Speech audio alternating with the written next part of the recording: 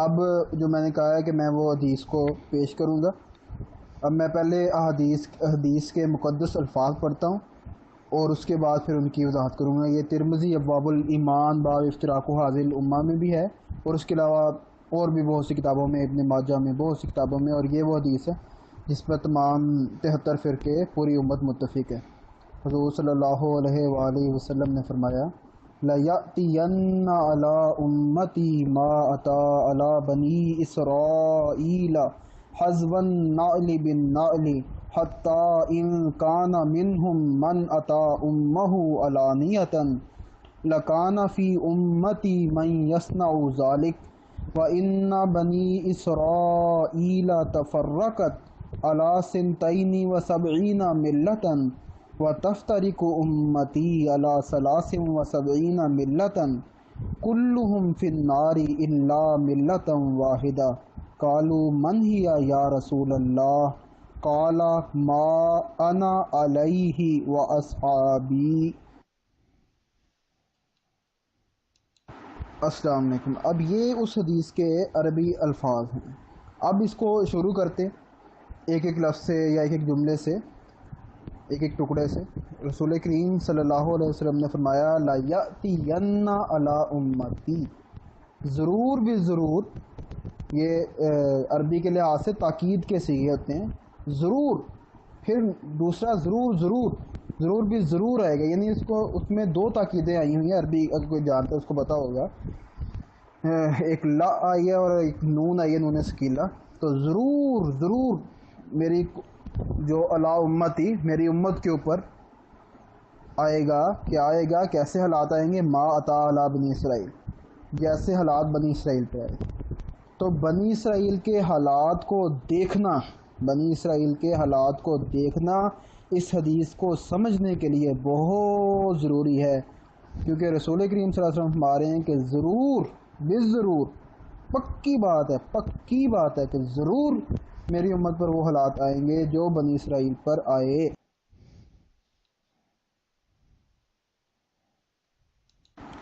السلام علیکم۔ اب یہ ہے کہ بنی اسرائیل پر حالات جیسے آئے ان کی وضاحت آن حضرت صلی اللہ علیہ وسلم نے مثالیں، مختلف مثالیں دے کے فرمائی۔ اس جگہ پہ لکھا ہوا ہے حذو النعل بالنعل، نعل جوتی کو کہتے ہیں، اور اس زمانے میں جوتی ہوتی تھی وہ دونوں کے پاؤں ایک جیسے ہی ہوتے تھے، ایک پاؤں دوسرے میں پہن لیں، دوسرا پہلے میں پہن لیں، ایک دوسرے کی طرف ان کے منہ نہیں ہوتے تھے جس طرح اب ہوتے ہیں، بلکہ وہ بالکل برابر ہوتے تھے۔ تو وہ 100% جو نعل ہوتی ہے ایک جوتی دوسری جوتی کے 100% برابر ہوتی ہے، منہ بھی ادھر ادھر نہیں ہوتے، جو اب ہوتے ہیں اس وقت نہیں ہوتے تھے، وہ اس چیز کو نعل کہتے تھے۔ تو اس کی طرح مکمل مشابہت ہو جائے گی، تھوڑی مشابہت نہیں، مکمل مشابہت، کامل مشابہت۔ اب یہ تو ہو ہی نہیں سکتا کہ کامل مشابہت اس طرح کی ہو کہ جو بڑی مین جو باتیں ہیں وہ ان میں پائی نہ جاتی ہوں۔ تو اس لیے بڑی مین باتیں، عقائد جو قرآن کریم میں بیان ہوئے ہیں وہ ان میں ضرور پائی جانی تھی۔ تو اس طرح مشابہت کی بات ہے۔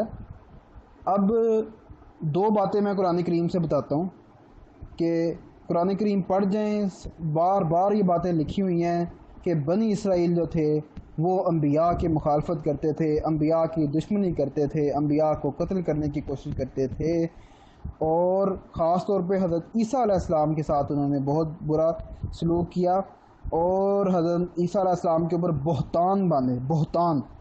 تو اب لازمی تھا کہ امت محمدیہ بھی اپنے اندر آنے والے نبی کے ساتھ یہی سلوک کرتی۔ تو یہ ایک بات ہو گئی، ایک علامت ہوگی، کیونکہ رسول کریم صلی اللہ علیہ وسلم نے فرمایا ویسے ہی حالات ہیں۔ تو قرآن کریم سے حالات دیکھ لیں کیسے حالات تھے قرآن کریم میں، واضح طور پہ بار بار لکھے ہوئے ہیں۔ اس میں ایک کوئی بھی ترجمہ پڑھ لیں، کسی نے ایک دفعہ بھی ترجمہ پڑھا ہے قرآن مجید کا، قرآن مجید کو ترجمے کے ساتھ پڑھا تو اس کو پتا ہوگا۔ دوسری بات، اگر کسی نے قرآن مجید کی سورۃ المومن پڑھی ہے تو اس سے پکا پتہ ہے کہ قرآن کریم میں اس میں یہ لکھا ہوا ہے کہ یوسف علیہ السلام، حضرت یوسف علیہ السلام جو تھے، ان کی وفات کے بعد کیا ہوا تھا، حتیٰ اذا ہلاکا قلتم لن یبعث اللہ من بعدہ رسولا، جب وہ فوت ہو گئے، وفات پا لی حضرت یوسف علیہ السلام نے، تو اس وقت لوگوں نے کیا کہا، اب اللہ کسی رسول کو مبعوث نہیں کرے گا، اب اللہ کسی رسول کو مبعوث نہیں کرے گا۔ تو یہ بھی بنی اسرائیل کی ایک حالت، ایک کام بیان ہوا ہے۔ تو یہ عقیدہ بھی مسلمانوں میں آ جانا تھا. جن جن مسلمانوں میں یہ عقیدہ آ جانا تھا وہ مسلمانوں کو رسول کریم صلی اللہ علیہ وسلم نے صحیح طرح یاد نہیں کیا اور بتایا کہ میری امت پر ویسے حالات آئیں گے جیسے وہ آئیں گے, اور اس کو ناپسندیدگی کے حالت میں فرمایا, اچھی حالت میں نہیں فرمایا. اور وہ میں اگلی آڈیو میں بتاؤں گا کہ کس طرح بتاتا ہے کہ ناپسندیدگی کی حالت میں بتایا ہے.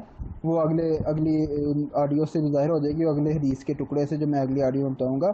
لیکن یہ عقیدہ بھی قرآن کریم میں لکھا ہوا ہے کہ انہوں نے بنا لیا تھا, بنی اسرائیل نے بنا لیا تھا کہ یوسف علیہ السلام کے بعد انہوں نے کہا تھا کہ اب کوئی رسول مبعوث اللہ نہیں کرے گا, یعنی اللہ تعالیٰ کے اوپر انہوں نے کر لی. اور قرآن مجید میں اس عقیدے کو کذالک یضل اللہ من هو مسرف مرتاب کہ بتایا گیا ہے کہ یہ عقیدہ جو ہے وہ مسرف کا, حد سے بڑے ہوئے لوگوں کا, شک میں پڑے ہوئے لوگوں کا, اس طرح اللہ تعالیٰ ان لوگوں کو گمراہ قرار دیتے ہیں. تو گمراہی کا عقیدہ یہ قرار دیا گیا ہے کہ اب اللہ کسی رسول کو مبعوث نہیں کرے گا, اور وہ بنی اسرائیل میں تھا.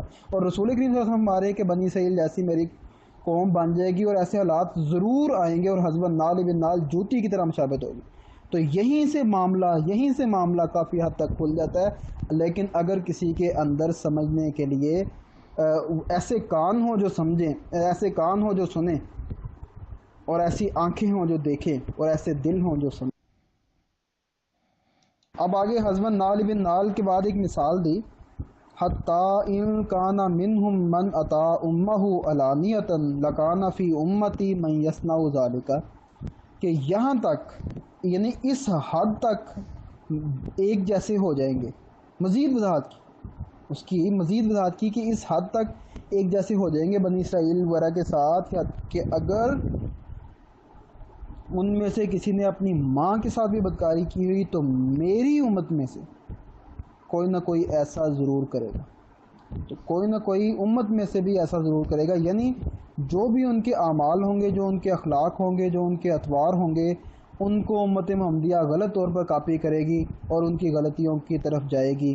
اور یہ تو اس میں حسب النعل بالنعل کے الفاظ ہیں, بعض اور حدیث میں شبرن بشبرن کے الفاظ ہیں کہ اس طرح جس طرح ایک ہاتھ دوسرے ہاتھ کے ہوتا ہے, ذراعً بذراع, جس طرح ایک ذراع دوسری ذراع کے ساتھ ہوتی ہے. پھر یہ بھی حدیث کے الفاظ ہیں کہ اگر وہ قومیں, پچھلی قومیں جو ہیں ایک گوہ کے سوراخ میں چلی گئی تو تم بھی گوہ کے سوراخ میں چلے جاؤ گے. تو اس حد تک مشابہت بیان کی ہے. اور اس حدیث میں حتی ان کان منہم من اطاع امہ علانیۃ لکان فی امتی من یصنع ذلک, تو اس حد تک مشابہت. تو وہ چیزیں, وہ اعمال جو قرآن کریم نے ان کے بتائے ہیں, تو یہ کیسا ہو سکتا تھا کہ وہ چیزیں ان میں نہ پیدا ہوتی ہے اور وہ غلط اعمال نہ پیدا ہوتے. تو وہ غلط اعمال میں نے بتایا کہ یہ کہنا کہ اب اللہ کسی رسول کو مبعوث نہیں کرے گا, یہ قرآن مجید میں لکھا ہوا ہے. تو اور وہ ان میں پایا جا رہا ہے, جن میں بھی پایا جا رہا ہے وہ غلط ہے. اور پھر اس میں یہ بھی بات ہے کہ صرف عقائد کی بات نہیں ہو رہی, بلکہ عقائد کی بھی بات ہو رہی ہے اور اعمال کی بھی بات ہو رہی ہے, کیونکہ یہ بدکاری کرنا یہ اعمال ہے. عقائد کی طرف صرف چلے جاتے ہیں بعض لوگ, اعمال کو نہیں دیکھتے. تو عقائد کی بھی بات ہو رہی ہے, اعمال کی بھی بات ہو رہی ہے, اوور آل بات ہو رہی ہے. تو یہ بات بھی ایک بہت نقطہ ہے, اس کو سمجھنا چاہیے اور اس حدیث پہ انتہائی گہرائی کے ساتھ غور کرنا چاہیے, اور اس کے الفاظ پہ غور کرنا چاہیے. الفاظ سے ہٹ کے کوئی بھی ترجمہ, کوئی بھی تشریح قابل قبول نہیں ہوگی, اور الفاظ کے اندر رہ کے اور الفاظ کے مطابق ہر ترجمہ, ہر تشریح قابل قبول ہوگی. اور یہاں تک ایک اور بات بھی بہت قابل غور ہے کہ امتی کا لفظ ہے, امتی, اور ایک سے زائد جگہ پہ امتی, 3 جگہ پہ کم از کم اس میں ذکر آ گیا امتی امتی امتی, یعنی سب کو, سب 73 فرقوں کو امتی میں شامل کیا کہ میری امت. تو اس طرح اگر یہ ہو کہ کسی جگہ اجماع ہو جائے, کسی جگہ لوگ اکٹھے ہو جائیں کہ کسی فرقے کے بارے میں کہ یہ امت سے کوئی تعلق ہی نہیں ہے, تو وہ لوگ لازماً جھوٹے ہوں گے, لازماً کذاب ہوں گے, کیونکہ رسول کریم صلی اللہ علیہ وسلم پورے کے پورے 73 فرقوں کو امتی امتی امتی فرما رہے ہیں. اس حدیث میں ہوگی وہ امت, ہوگی وہ امت, ہوگی وہ امت, اور میری امت ہوگی, ایرے گہرے کی امت نہیں, میری امت ہوگی. تو 73 فرقے, تو 73 فرقے ہیں رسول کریم صلی اللہ علیہ وسلم کی امت. اور یہ اس میں گہرا سبق ہے کہ بھائی بے شک جتنے مرضی اختلافات ہو جائیں, انتشارات ہو جائیں, لیکن یہ نہیں کہ آپ ہر ایک فرقہ دوسرے فرقے کو مکمل طور پہ امت سے نکال کے باہر پھینک دے, اس کا امت کے ساتھ کوئی تعلق نہ سمجھے.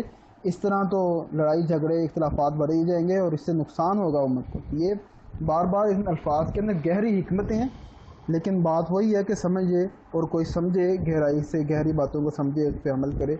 اور لیکن مصیبت یہ ہے کہ ظاہری باتوں کو نہیں سمجھتے تو گہری باتوں کو کون سمجھے سوائے ایسے شخص کے کہ جس کے دل میں ایمان. فرمایا وَإِنَّ بَنِي إِسْرَائِيلَ تَفَرَّقَتْ عَلَىٰ سِنْتَيْنِ وَسَبْعِينَ مِلَّةً. پھر بنی اسرائیل کی بات کہ بنی اسرائیل میں تفرقہ ہو گیا تھا اور وہ 72 فرقوں میں بٹ گئے تھے. ملت کا لفظ ہے یہاں پہ اس حدیث میں، اس جگہ پہ ملت کا لفظ ہے کہ وہ مختلف مذاہب علیحدہ علیحدہ جو تھے، مختلف طریقے تھے ملت میں. 72 ملتوں میں، 72 فرقوں میں وہ تقسیم ہو گئے. وَتَفْتَرِقُ أُمَّتِي عَلَىٰ ثَلَاثٍ وَسَبْعِينَ مِلَّةً. اور میری امت 73 فرقوں میں تقسیم ہو جائے گی. بنی اسرائیل 72 میں ہو گئے تھے اور میری امت کتنے میں ہو جائے گی؟ 73. تو 73 فرقے کیا ہوں گے؟ حضرت صلی اللہ علیہ وسلم کی امت.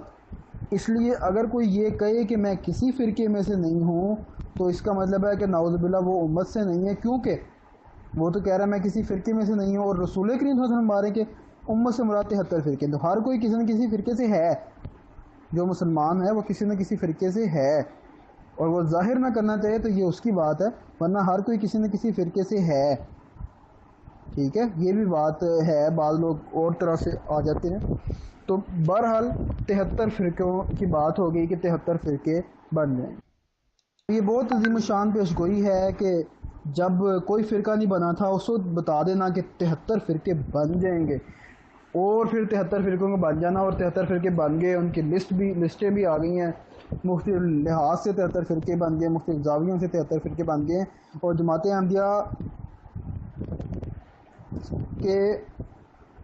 جماعت احمدیہ کے ذریعے سے ان کے درمیان 72 اور ایک کی تفریق ہوگی، وہ میں آگے سے بتاؤں گا. 72 کون اور ایک کون وہ میں آگے سے بتاؤں گا، لیکن ابھی یہ حدیث کے اور حصے رہتے ہیں. اب جب 73 فرقے بن جائیں گے تو آگے فرمایا کلہم فی النار الا ملۃ واحدہ. سب کے سب آگ میں ہوں گے. النار کا مطلب ہے آگ. اب آگ کے بھی کئی مطلب ہو سکتے ہیں. ٹھیک ہے، عام طور پہ بعض لوگوں کو یہ بعض بڑے محدثین بھی تھے، انہوں نے بھی کہا کہ یہ سب کے سب آگ میں جانے کے بارے میں سارے ہی جہنمی ہو جائیں گے سوائے ایک کے. تو ان کو اس کے بارے میں شبہ بھی پیدا ہوا کہ یہ کس طرح ہو سکتا ہے. تو بھائی اصل بات یہ ہے کہ ان فرقوں کو بحیثیت مجموعی قرار دیا گیا، اور آگ سے مراد ایک اور بھی آگ ہو سکتی ہے. کلما اوقدوا نارا للحرب، نارن للحرب بھی ایک چیز ہوتی ہے، جنگ کی آگ، دشمنی کی آگ، فتنہ کی آگ، فساد کی آگ، دہشت گردی کی آگ، تشدد کی آگ، شدت پسندی کی آگ، نفرت کی آگ، کافر میکنگ کی آگ، قاتل میکنگ کی آگ، قاتلانہ عقائد کی آگ. تو یہ بھی آگیں ہوتی ہیں، اور یہ آگے عربی زبان کے لحاظ سے بھی دیکھا جائے تو آگ کے یہ مطلب بھی ہو سکتے ہیں، اور سب کے سب آگ میں ہوں گے.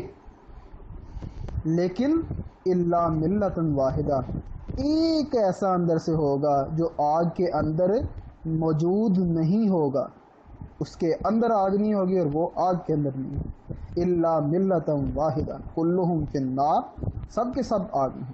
کل کا لفظ ہے آگ کے لیے، کلہم فی النار.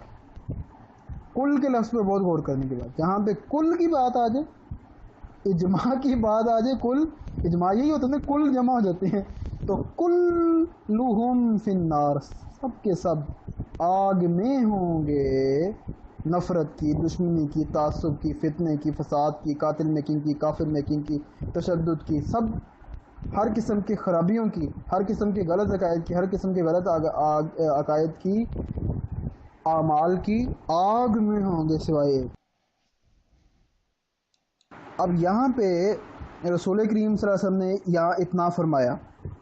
اب یہ ایک بھائی یہاں پہ ان کے بات بھی اندر شامل کر لیتے ہیں کہ وہ یہ کہہ رہے ہیں نہیں اس کے بارے میں سوال نہیں کرنا، اس کے بارے میں بحث نہیں کرنی. جو اب رسول کریم صلی اللہ علیہ وسلم نے تو کسی کا نام نہیں لیا، کسی کا نام نہیں لیا. جماعت یہ نہیں کہا جماعت احمدیہ، نام تو لیا ہی نہیں. بالکل ٹھیک ہے، نام تو نہیں لیا کسی اور دیوبندی، بریلوی، اہل حدیث، وہابی، نجدی، یہ کسی کا نام نہیں لیا، حنبلی، شافی، کسی چیز کا نام نہیں لیا، کسی فرقے کا نام نہیں لیا. تو وہ کہتے ہیں جب نام نہیں لیا تو بات آگے بحث ہی نہ کرو.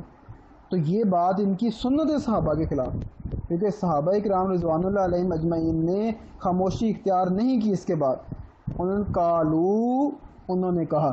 کس نے کہا؟ کافروں نے تو اب سوال اس طرح نہیں پوچھنا تھا رسول کریم صلی اللہ علیہ وسلم کی بات کے مان. کالو، انہوں نے کہا، یعنی صحابہ نے کہا، صحابہ کرام رضوان اللہ علیہم اجمعین نے فرمایا یا سوال پوچھا، من ہی یا رسول اللہ، وہ ایک جو ہوگا وہ کیا ہوگا؟ وہ ایک کون ہوگا؟ وہ ہوگا تو ہوگا کون؟ جب 73 فرقے ہیں، سارے اپنے آپ کو مسلمان کہہ رہے ہیں، سارے اپنے عقائد کے اوپر قائم ہیں، دائم ہیں، سب کچھ کام ہو رہے ہیں، تو پھر درمیان سے ایک کو کس طرح نکالا جائے گا؟ ایک کی تفریق کس طرح کی جائے گی؟ السلام علیکم. اب اس حدیث کا آخری حصہ شروع ہونے والا ہے. اب بات یہ ہے کہ وہ ایک ہوگا تو ہوگا کون؟ رسول کریم صلی اللہ علیہ وسلم سے یہ سوال ہو گیا. اب رسول کریم صلی اللہ علیہ وسلم نے انتہائی پیارا، انتہائی مختصر مگر انتہائی اعلیٰ درجے کے مضامین سے بھرا ہوا اور ایسا جواب دیا کہ جس سے ہر بندہ جس کو علم بھی بے شک کم ہو وہ بھی اس سے اندازہ لگا سکتا ہے، وہ بھی اس کو سمجھ سکتا ہے. گہرے منطقی باتوں میں یا گہری منطقی بحثوں میں رسول کریم صلی اللہ علیہ وسلم نے نہیں پھنسایا. اس جگہ جب یہ سوال ہوا تو رسول کریم صلی اللہ علیہ وسلم نے انتہائی چھوٹا سا لیکن انتہائی جامع اور مانع اور جوامع الکلم میں شامل جواب دیا. کالا، فرمایا رسول کریم صلی اللہ علیہ وسلم نے، حضرت خاتم النبیین صلی اللہ علیہ وسلم نے، رحمت للعالمین صلی اللہ علیہ وسلم نے کیا فرمایا؟ کالا ما انا علیہ و اصحابی، ما انا علیہ و اصحابی. ما کا مطلب ہے جو، انا کا مطلب ہے میں، علیہ یہ دو لفظوں سے ملا علا اور ہی. علا کا مطلب ہے پر، علا کا مطلب ہے پر، ہی کا مطلب ہے وہ. تو انا اور ہی مل کے ما اور ہی مل کے ما انا علیہ، جس پر، جس پر جو اور وہ مل کے جس، جو اور اس مل کے جس. ما انا علیہ، جس پر میں ہوں، لفظی ترجمہ کر رہا ہوں، جس پر میں ہوں، جس پر میں ہوں. اور اصحابی، میرے صحابہ، میرے صحابہ کرام رضوان اللہ علیہم اجمعین، جس پر میں ہوں اور جس پر میرے صحابہ رضوان اللہ علیہم اجمعین، اس پر وہ ہوں گے جس پر میں اور میرے صحابہ ہیں. اب یہ ایک بات اچھی طرح ذہن میں رکھیں، یہ نہیں فرمایا جس پر میرے صحابہ ہیں، یہ نہیں فرمایا، جس پر میں اور میرے صحابہ، جس پر میں اور میرے صحابہ ہیں. یہ بات یاد رکھیں، یہ کنجی ہے اس ایک فرقے کو جانچنے کی. میں اب اگلی آڈیو میں بتاؤں گا کہ اس کے اندر سے کون کون سے مضامین نکل رہے ہیں، کیا اس میں سے بات، گہری حکمت کی بات اس میں بتائی گئی ہے. اب اس کا کیا مطلب ہوا کہ جس پر میں اور میرے صحابہ ہیں، تو واضح مطلب ہوا جس حالت پر میں اور میرے صحابہ. حالت کا لفظ میں لے کے آیا ہوں، علی ما انتم علیہ، قرآن میں آیا ہے کہ ما کان اللہ لیذر المؤمنین علی ما انتم علیہ، کہ جس حالت پر تم ہو اس حالت پر اللہ تعالیٰ تمہیں نہیں چھوڑے گا. تو حالت کا ایک آ گیا، ما انا علیہ جس حالت پر میں ہوں. پھر یہ بھی آ گیا جس طریق پر میں ہوں، پھر یہ بھی آ گیا جس سنت پر میں اور میرے صحابہ. تو جس حالت پر، جس طریق پر، جس سنت پر رسول کریم صلی اللہ علیہ وسلم اور رسول کریم صلی اللہ علیہ وسلم کے صحابہ ہوں گے، وہی طریقہ کار صحیح ہوگا. اب رسول کریم صلی اللہ علیہ وسلم اور رسول کریم صلی اللہ علیہ وسلم کے صحابہ کی جو حالتیں ہیں، پہلے اس پہ بات کرتے ہیں. تو دو قسم کی حالتیں تھیں، تیسری قسم کی حالت نہیں تھی بنیادی طور پہ. ایک مکی حالت تھی، ایک مدنی حالت تھی. ایک وہ حالت تھی جس میں ہر طرح کے ظلم ہوتے تھے، ہر قسم کے ستم ہوتے تھے. حضرت بلال رضی اللہ عنہ کو مکہ کی تپتی ریتوں پر گھسیٹا جاتا تھا اور بعض صحابیات کی شرمگاہوں پر نیزے مار کر ان کو شہید کیا جاتا تھا. بعض صحابہ یا صحابیات کو اس طرح کیا جاتا تھا کہ ان کو دو اونٹوں کے درمیان باندھ کر چیر دیا جاتا تھا. تو یہ حالت ان کی کیا تھی؟ انتہائی ظلموں کی حالت تھی. اور وہ جو ظلم ہوتے تھے وہ ان پر اجماعی طور پر ہوتے تھے، ظلم ہوتے تھے اجماعی طور پہ ہوتے تھے، یعنی سارے مل کے، سارے کفار مل کر ان پر ظلم کرتے تھے، اور اپنے ہم فی مختلف، اختلاف ان میں تھا، لیکن اپنے اختلافات کو چھوڑ کے، مثلا احزاب قبیلے سارے لڑتے تھے آپس میں، اس سے کوئی اختلاف نہیں کر سکتا، لیکن مثلا جنگ احزاب کی سارے عرب آ گیا مدینہ کے اوپر، تو یہ تھا کہ وہ آپس میں تحسبہم جمیعا وقلوبہم شتیٰ، یہ تھی کہ اے محمد صلی اللہ علیہ وسلم تو ان کو جمی سمجھ رہے ہیں، جمی وہی ادھر سے اجماع ہے، جمیعاً ان کی جمیعت سمجھ رہا ہے کہ سارے اکٹھے ہیں، اجماع ہے سب کا سب کا، تحسبہم جمیعا وقلوبہم شتیٰ، ان کے دل پھٹے ہوئے ہیں، اندر سے ان کے اندر اختلافات ہیں، بے شمار اختلافات، لڑتے ہیں سارے قبیلے آپس میں، سارے کافر، لیکن نظر آ رہے، تجھے نظر آ رہے، کیوں سمجھتے ہیں رسول اللہ کے سامنے یہی نظر آتا ہے کہ وہ سارے اکٹھے، تو وہ سارے کے سارے اکٹھے ہو کر حضرت صلی اللہ علیہ وسلم اور صحابہ کے خلاف برسر پیکار تھے، اور صحابہ کرام رضوان اللہ علیہم اور رسول کریم صلی اللہ علیہ وسلم دونوں کی حالت ظلم و ستم والی حالت تھی۔ رسول کریم صلی اللہ علیہ وسلم کس پر قائم تھے؟ رسول کریم صلی اللہ علیہ وسلم، اگر ایک آیت ہے، اہل حدیث بعض لوگ جو اگر یہاں پہ ہوں گے وہ اس کو ان کی فیوریٹ ایک آیت ہے کہ انما انا بشر مثلکم یوحی الیہ، میں تمہاری طرح کا بشر ہوں۔ رسول کریم صلی اللہ علیہ وسلم کو اللہ تعالیٰ فرمانے کو کہہ رہا ہے یوحی الیہ، فرق کیا ہے؟ یوحی الیہ میرے اوپر وحی نازل کیا، فرق ہے وحی۔ تو وہ فرقہ جو سارے فرقوں میں سے الگ ہوگا، ممتاز ہوگا، وہ فرقہ ہوگا جو وحی و الہام کے اوپر قائم ہوگا، یعنی اس فرقے کا آغاز وحی و الہام کے ذریعے ہوگا۔ تو آپ دیکھ لیں کہ کتنے فرقے جو دنیا میں قائم ہیں جن کا آغاز وحی و الہام کے صورت میں ہوا ہے، اور وہ اس فرقے کے آغاز ہوتے ہوئے فرمایا کہ یہ وحی اور الہام اللہ تعالیٰ کے باقاعدہ الفاظ کے طور پہ، جملوں کے طور پہ وحی الہام نازل ہوئی، یہ وحی ہوئی، یہ وحی ہوئی، یہ وحی ہوئی، اس وحی میں مجھے اللہ تعالیٰ جماعت بنانے کے بارے میں، بیعت لینے کے بارے میں کہا گیا۔ تو وہ خود دیکھ لیں، ہر انسان دیکھ سکتے، تو رسول کریم صلی اللہ علیہ وسلم وحی پر قائم تھے، صحابہ بھی وحی پر قائم تھے، صحابہ کی ایک تو وحیاں بھی ہیں اور دوسرے وہ رسول کریم صلی اللہ علیہ وسلم کی وحی پر قائم تھے، ما انا علیہ وسلم، رسول کریم صلی اللہ علیہ وسلم کے درمیان سے نہیں نکالا۔ تو یہ چیز بھی، یہ بھی ایک چیز ہے، ایک نقطہ ہے اس میں سمجھنے والا انتہائی۔ پھر ایک بہت اہم بات یہ بھی ہے کہ رسول کریم صلی اللہ علیہ وسلم اور صحابہ، رسول کریم صلی اللہ علیہ وسلم نبی تھے، تمام انبیاء کے سردار تھے، نبی تھے، رسول تھے، اور رسول کریم صلی اللہ علیہ وسلم کے صحابہ کے اندر خلافت قائم ہوئی تھی، خلافت علی منہاج النبوہ۔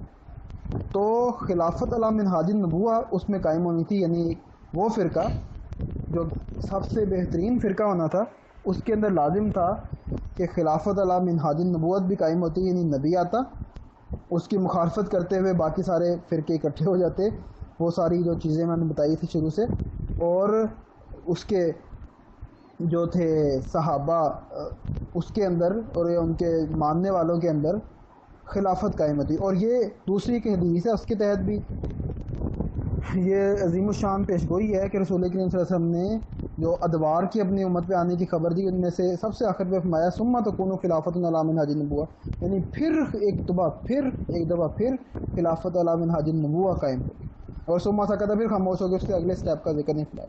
تو خلافت علی منہاج النبوہ کی دوبارہ اس امت محمدیہ کے اندر رسول کریم صلی اللہ علیہ وسلم نے خبر دی تھی۔ تو اس اینگل، اس حدیث کو کہ ثم تکون خلافت علی منہاج النبوہ کو سامنے رکھ کے، ماں نہیں انا علیہ و اصحابی کو سامنے رکھے ہیں، تو نبوت و خلافت کی بات بھی اس سے نکلتی ہے، اور کوئی بندہ بھی جتنا مرضی وہ نام نہاد ملائی ختم نبوت کا چیمپئن ہو، وہ اس بات سے انکار نہیں کر سکتا کہ رسول کریم صلی اللہ علیہ وسلم نبی تھے، ان کے صحابہ میں خلافت قائم ہوتی، ٹھیک ہے۔ اور رسول کریم صلی اللہ علیہ وسلم ہمارے ما انا علیہ، جس پر میں ہوں اور جس پر میرے صحابہ ہیں، تو نبوت و خلافت پر آن رسول کے صحابہ، وہی الہام پر آن رسول صحابہ تھے، آپس کی لڑائیوں جھگڑوں پر نہیں تھے۔ اچھا، ایک اور بات آخری اس میں بات کر کے، یعنی اس حدیث کے الفاظ کے متعلق جو بات کر رہا ہوں، پھر اس کی اپلیکیشن کے بارے میں آگے بتاؤں گا، وہ یہ ہے کہ رسول کریم صلی اللہ علیہ وسلم اور صحابہ کے اوپر پابندیاں لگتی تھیں، رسول کریم صلی اللہ علیہ وسلم اور صحابہ کے اوپر پابندیاں لگتی تھیں۔ کس طرح پابندیاں؟ تبلیغ کرنے کی پابندی کہ یہ نعوذ باللہ فساد پھیلاتے ہیں، یہ غلط نعوذ باللہ دین بنا دیا ہے۔ پھر مسلمان کی جگہ صابی کہا جاتا تھا کہ مسلمان نہیں، صابی، یہ تو صابی ہیں، صابی مسلمان کے لفظ کے اوپر بھی پابندی، کلمہ طیبہ لا الہ الا اللہ محمد رسول اللہ پڑھنے پر پابندی، پھر نماز کے لیے بلانے کے طریقوں کے اوپر پابندی، پھر رسول کریم صلی اللہ علیہ وسلم صحابہ کو دار ارقم وغیرہ میں جانا پڑتا تھا علیحدہ جگہ پہ، تو مختلف قسم کی پابندیاں تھیں۔ تو اور یہ پھر دیکھی جائیں آگے سے آگے، حج کرنے پر رسول کریم صلی اللہ علیہ وسلم کی پابندی کافروں نے لگائی، جب صلح حدیبیہ ہوئی تو حج کرنے پر پابندی لگائی، تو حج کرنے پر پابندی، تو اور مختلف پابندیاں لگائی گئیں، تبلیغ کرنے پر، لا الہ پڑھنے پر، عہد اللہ تعالیٰ کی توحید کا اعلان کرنے پر، تو یہ ساری پابندیاں تھیں جو رسول کریم صلی اللہ علیہ وسلم و صحابہ پر لگیں۔ اور اسی قسم کی پابندیاں اس ایک فرقے پر جو صحیح فرقہ تھا لگنی تھیں۔ تو یہ بات بھی بہت اس میں اسی ما انا علیہ و صحابی کے اندر الفاظ کے اندر موجود ہے، الفاظ کے اندر۔ تو یہ ساری جو میں نے مضمون نکالے ہیں یہ الفاظ کے اندر سے نکالے ہیں۔ اگر ان الفاظ کی گہرائیوں سے یہ مضمون نہیں نکل رہے تو کوئی آئے اور بتائے کہ نہیں نکل رہے۔ اور پھر یہ ہے کہ میں اب اگلی آڈیو پھینکنے سے پہلے بہت سی آڈیوز پھینکنی ہیں، میرے خیال سے کافی زیادہ ہی ہو گئی ہیں کچھ ضرورت سے، تو اس کے بارے میں اگر کسی دوست نے تبصرہ کرنا ہے تو اس کے بعد پھر میں عامر نذیر صاحب جو مولانا ہے ان کی ایک آڈیو میں ادھر پیش کروں گا اور اس کے اوپر پھر میں کچھ تبصرہ